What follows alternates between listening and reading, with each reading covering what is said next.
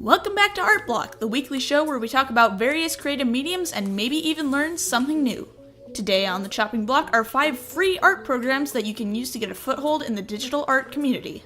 I've gotten asked by quite a few people, what kind of art software do you use? And I'm always surprised that people seem to get so upset whenever I say Photoshop because, to be frank, there's a lot of free art softwares that can also give you just as good of a product. So I decided to do a bit of research and put together a little list of some of the free art softwares and which computers they're compatible with because, to be frank, I can't tell you how many times I've been disappointed when I see a software is labeled PC only. So without further ado, let's jump right into it. Number 5. Microsoft Paint. Whoa, hold your horses, what? Microsoft Paint isn't good. It's the tool every child uses when they have nothing to do. Well, what if I told you that you can actually use MS Paint to create some pretty decent looking art? I didn't believe it either until I found an artist named LMP Darksparks who made some really good painterly art in MS Paint.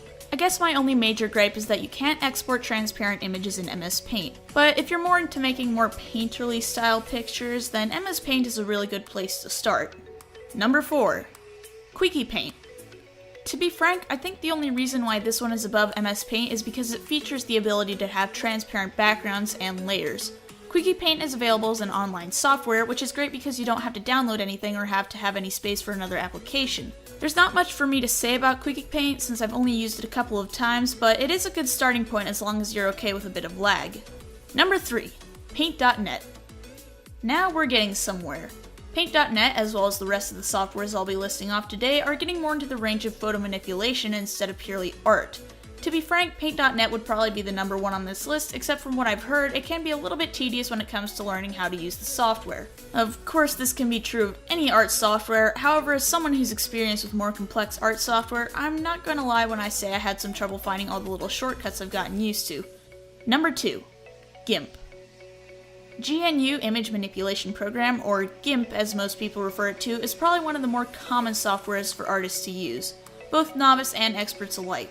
GIMP is probably the most akin to Photoshop out of the list, especially in its functions and how the tabs lay out. While it depends somewhat on your computer, I've noticed that GIMP is probably one of the more lightweight softwares in consideration with what it's capable of doing, though it does require a bit of power if you're ever making a canvas at a high resolution. To be frank, this would probably be my number 1 choice if it weren't for the software to come.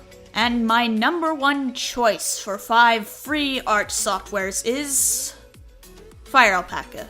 I've actually recently picked up this software, and to be frank, it's probably one of the better picks for raster-based programs.